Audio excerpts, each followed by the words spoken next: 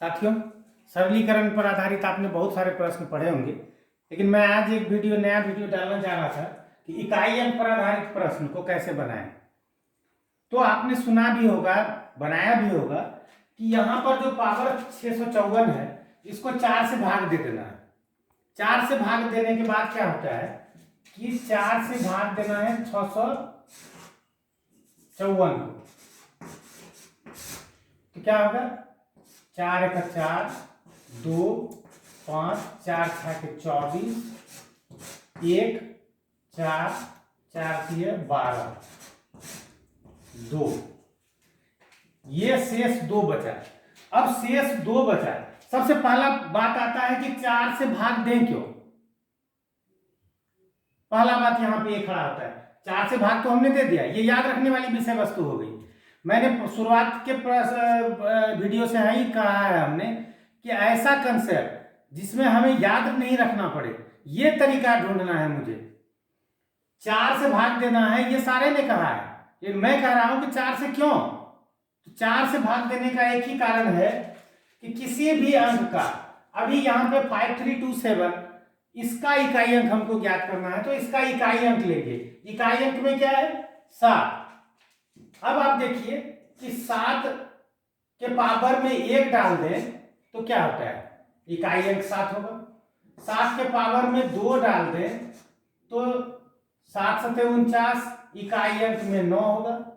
फिर 7 पर पावर हम 3 डालें तो 9 7 63, 3 आ जाएगा इकाई अंक। फिर 7 पर पावर 5 डालें तो क्या होगा कि 7 एक 7, इकाई अंक 7 हो जाएगा इसका।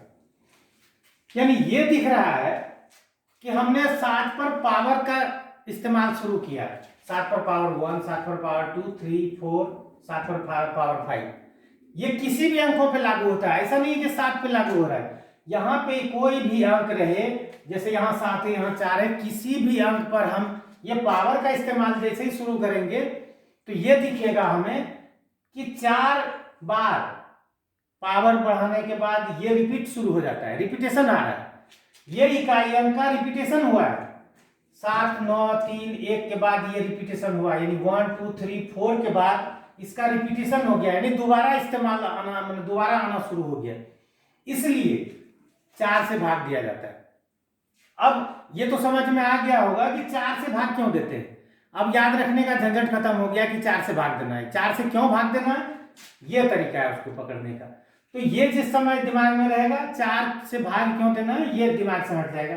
अब रहा कि इसके शेष में 2 है, आया है 4 से भाग देने के बाद, ये जो 2 होगा शेष फल, ये इसके इकाई अंक के पावर में इस्तेमाल हो जाएगा।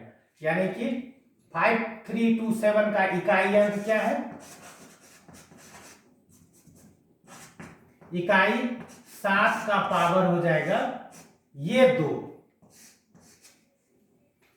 तो 7 का स्क्वायर यानी 49, तो इकाई अंक क्या होगा इसका, 9। यहां पर हम देखते हैं, अभी हमने ये बताया था कि 7 पर अगर पावर का इस्तेमाल हम करें तो 4 अंक के बाद रिपीट होता है। क्या यहां भी होता है, ये हम देख लेते हैं इस प्रश्न में। तो 4 पर पावर अगर 1 करें तो क्या होगा, 4 पर पावर 2 का इस्तेमाल करें तो 16, 4 चौक 16 यानी कि 6 हो जाएगा। 4 पर पावर 3 का इस्तेमाल करें तो 16 चौक 64, 4 हो जाएगा। फिर 4 पर पावर 4 का इस्तेमाल करें तो 4, ठीक है ना। तो यहां पर यह देखा जा रहा है कि यहां पर लास्ट टाइम की इकाई इसका 4 है, लेकिन पावर पर जब हम इस्तेमाल कर रहे हैं तो हर 2 के बाद ये रिपीट हो रहा है, जबकि यहां हमने देखा है कि 4 के बाद रिपीटेशन हो रहा है। तो ये कंफ्यूजन में नहीं रहना है कि यहाँ पे 2 पर रिपीटेशन हो गया। कुछ अंक ऐसे हैं जो ये परेशानी का कारण दिखता है यहाँ पे, तो उसके लिए चिंता नहीं करना है। हर किसी भी अंक का जिसका इकाई अंक निकालना और उसके पावर में जो भी अंक रहेगा उसको 4 से डिवाइड कर देना है, यानी 4 से भाग दे देना है 1793 को। तो क्या होगा, 4 चौके 16, 1 19, 4 चौके 16, 3, फिर वहां से आया 3, 4 8 32, शेष 1, ये जो शेष बचा, ये शेष इस इकाई अंक का पावर का काम करेगा। अर्थात यहां पर जो अंक है यानी 3694, इसका इकाई अंक क्या है, इकाई अंक क्या है 4। अब 4 पर पावर, जिस तरह से हमने यहाँ पे इकाई अंक 7 था और उसका शेष उसके पावर पे चला गया, उसी प्रकार से यहाँ पर ये 4 इकाई अंक 4 है और इसको भाग देने के बाद शेष आया यहाँ पे 1, ये 1 इसका पावर का काम करेगा। अर्थात 4 पर पावर 1 मतलब 4, यानी कि इस प्रश्न का सही उत्तर 4 होगा। तो भाइयों इसमें परेशानी होने का जरूरत नहीं है। आपके सामने इकाई अंक निकालने के लिए जो भी प्रश्न सामने रखा जाए उसमें से उस पर जो पावर होगा उसको 4 से डिवाइड कर देना है। 4 से डिवाइड करने के बाद जो शेष आएगा उस शेष फल को इस इकाई अंक का पावर बना देना है और फिर जो भी पावर आएगा उसका कैलकुलेशन करना है, आपका आंसर निकल जाएगा।